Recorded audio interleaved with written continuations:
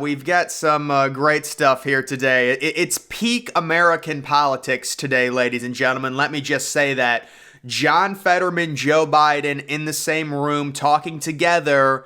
I don't want to flex too much, but I'm so proud to be an American. We're going to talk about that. But first, guys, everyone is buying Bitcoin. You know, somebody asked me in a comment when I did a Q&A, they said, do you support Bitcoin? And guys, and the answer is very simple. I will always absolutely fully endorse Bitcoin. It is the future. Every smart person is investing into Bitcoin. And I think one of the most interesting things, the only real vocal people against Bitcoin are the useful idiot socialists who really just want to have miserable lives, who say, oh, it's terrible for the environment. Think about all of the billionaires. None of them really come out against Bitcoin because they all hoard it. And even if it is bad for the environment, it doesn't matter. Bitcoin, like if you're someone who's a Bitcoin hater, you're like the Washington Generals, right?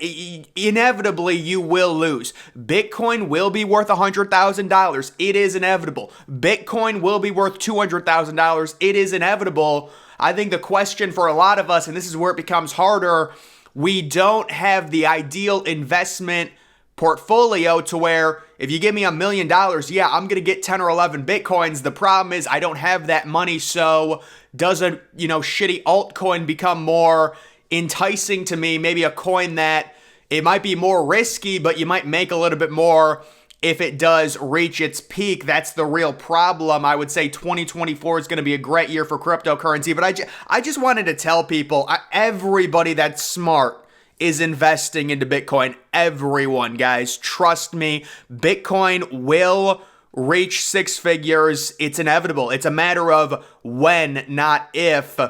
And again, do you buy Bitcoin, Ethereum, a different altcoin?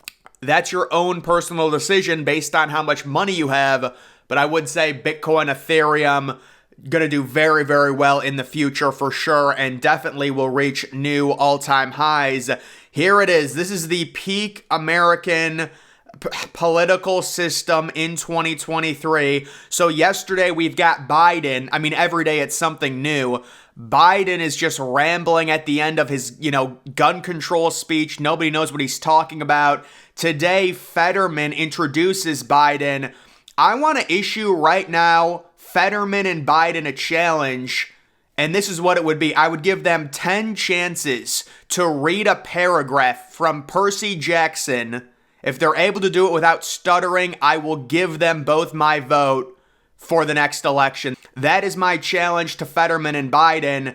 But seriously, guys, I feel bad for Joe Biden. I've said it, probably 20 times. He's a total puppet. He doesn't know what he's doing. And it is starting to become a genuine issue for the Democrats because American people can see right through this. And I will give the Democrats credit. They do have a shrewd strategy right now with Trump and DeSantis.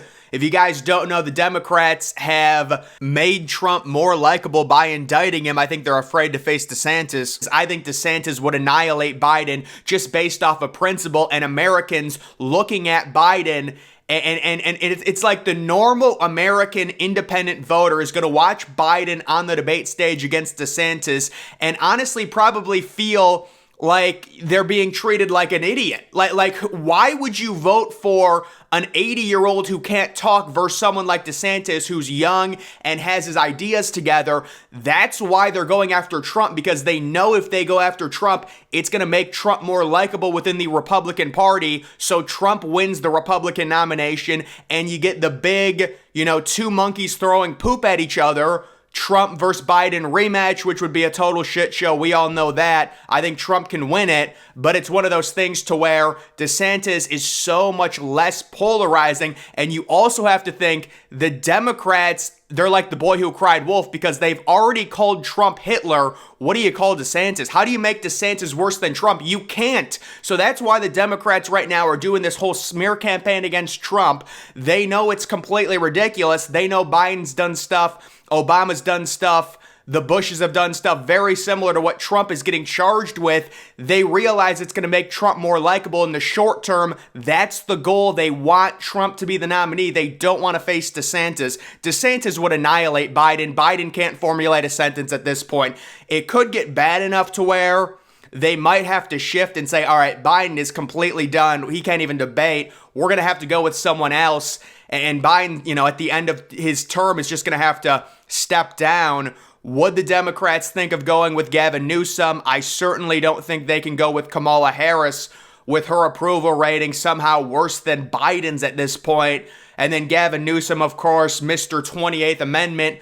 Everything that dude says is trying to limit Americans' rights. He is just a horrible, horrible individual. It's so sad, too. I don't have any hate in my heart, but it's just Gavin Newsom. You're trying to take our rights over and over again. What do you want me to say? I feel bad for you. I think you need therapy. You need help. That's what I think Gavin Newsom needs. Maybe we can get him some of that. But we've also got this. This is just, guys, I saw this. They've got the gay pride flag on the scoreboard. Come on, the MLB. So the MLB had those sisters. They were honoring them. Clayton Kershaw, the big-time pitcher, the Hall of Famer, came out against it.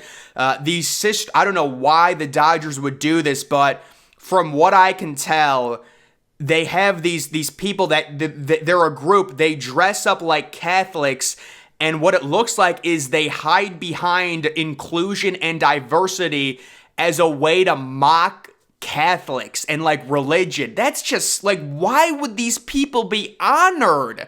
And they do fake Jesus is born stuff. It's just so bad. But they honored them. The interesting thing what the Dodgers did, they did it 2 hours before the game so no one could really see it. I think the Dodgers were kind of doing a compromise. We'll do it way before so it doesn't really affect. But, I don't know what these teams are doing, man. Is this really all ESG? Why would you, some of these just, whether it's sports teams, whether it's, companies, the Dylan Mulvaney thing, it just, is ESG have this big of an effect over what companies do? This is a huge issue if that's true. But yeah, that whole situation was interesting. And then we do have this. The media lied about Trump not picking up the check in a Miami cafe. Oh, no. The media would never. Guys, Jake Tapper, this is what I think. I agree with Jake Tapper. I think we need more censorship. Let's allow Facebook to choose what is mis and disinformation. It's going to protect us. Guys, the thing is, if we get more censorship, that's a good thing because that protects us against disinformation and misinformation. And guess where Facebook gets their orders from? The FBI. The FBI can't be biased. The FBI is completely bipartisan, right? Oh, wait, 2020 happened. Yeah, I don't think so. They told him to silence the Hunter Biden story. But you know what, guys? This whole thing is just ridiculous. I thought that was funny. And then we do have this. Favorability ratings of political figures. Would you look at this? Let's see. Trump, you know what this says? I guess RFK is going to be the president, plus 21. They haven't even started the smear campaign against RFK. So apparently, it seems like we do one step forward, two steps back in terms of censorship on the internet. So RFK's podcasts have been getting banned. Come on, guys. I thought we were past this. We have got to stop doing this. We really have got to stop. Why is a presidential candidate getting censored on mainstream social media in America? Come on. If you think what he's saying is bad and horrible, go argue against it. But I honestly, I shouldn't even be saying that because I've said it 500 times.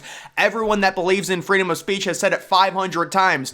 The answer is never silencing the other party. It's never the answer. Please stop doing it. Please.